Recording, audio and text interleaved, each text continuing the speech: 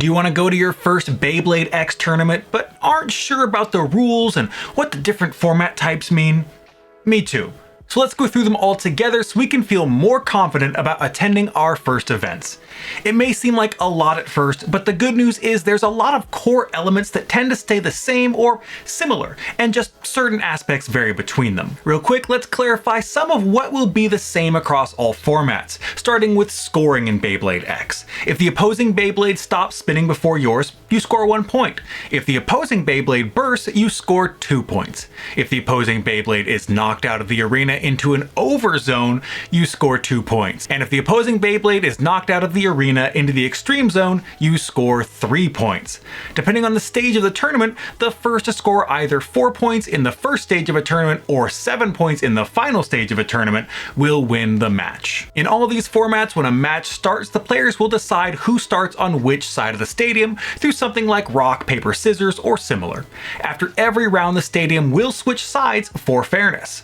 Once that has been decided, each player will have 3 minutes to assemble their Beyblade or blades depending on the format.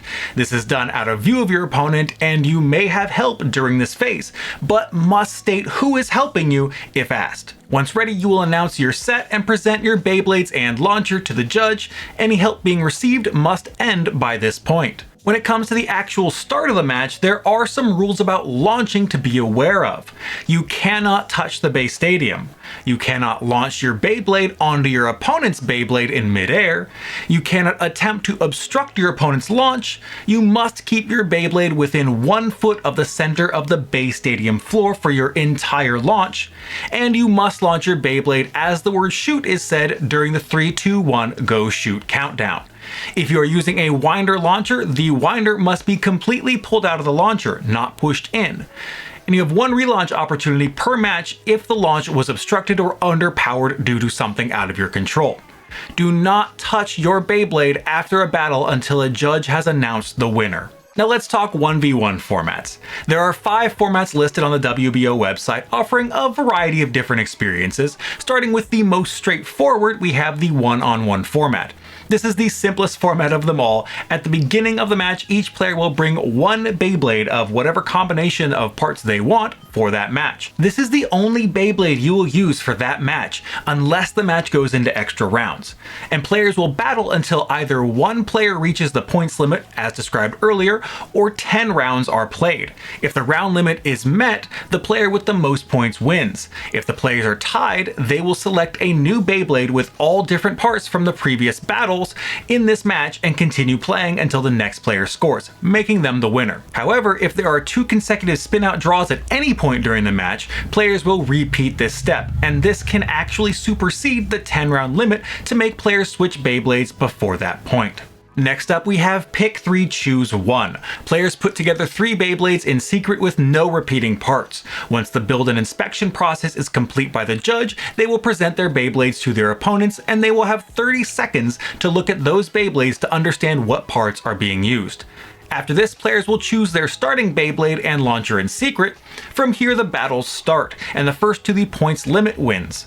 Similar to the one-on-one format, this has a 10 battle limit with the 2 consecutive draw clause. The difference being, if there's a tie after the 10 battles, the new Beyblades the players choose must be from the remaining Beyblades presented at the beginning of the match. If they run out of Beyblades in this way, the set of 3 Beyblades refreshes until there is a winner. Another format where 3 Beyblades are put together per player is the 3-on-3 format. Similar to Pick 3 Choose 1, the players put together 3 Beyblades with no repeating parts in secret and then present them to the judge for inspection. Where things change is rather than just choosing 1 Beyblade to battle with, players order their Beyblades from 1 to 3 while keeping them hidden.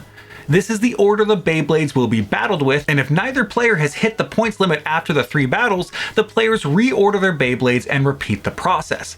As with previous formats, this has a 10 battle limit with the 2 consecutive draw clause. However, if there is a draw rather than moving to the next Beyblade, players will battle again with the same Beyblades until either points are scored or 2 consecutive draws force them to move on to the next number.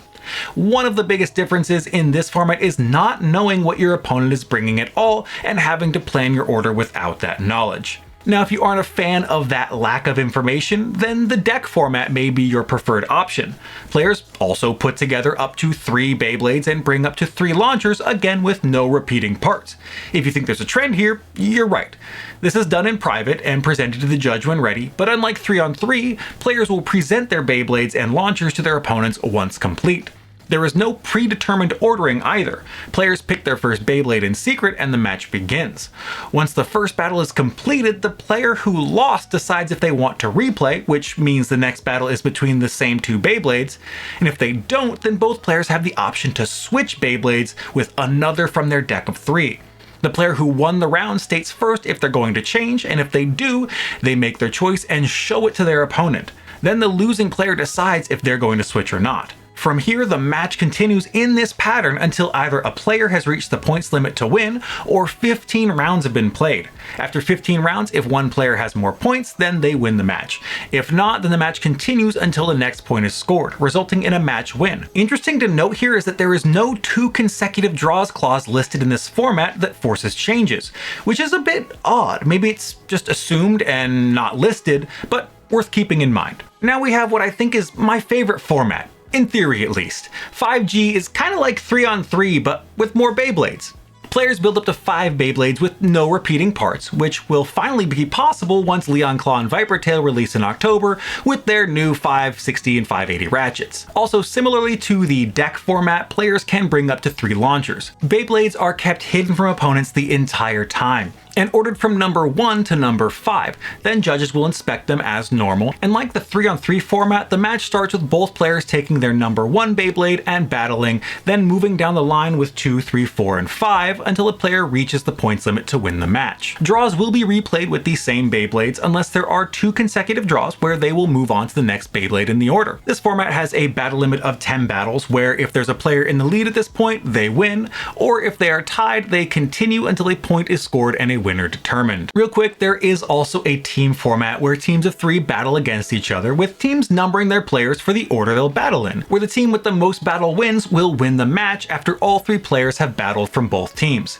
Each of the individual sets in the match are played with one of the previously mentioned formats, so you should be able to jump right in without having to learn too much else. And this is not a comprehensive list of every detail there is, but should get you through the regular aspects of a tournament format. I highly recommend reading the complete rules though, which I'll leave linked in a pinned comment. I'll also update that comment if there's anything in this video that's pointed out to be incorrect, which I greatly appreciate anyone who takes the time to clarify anything I missed or got wrong.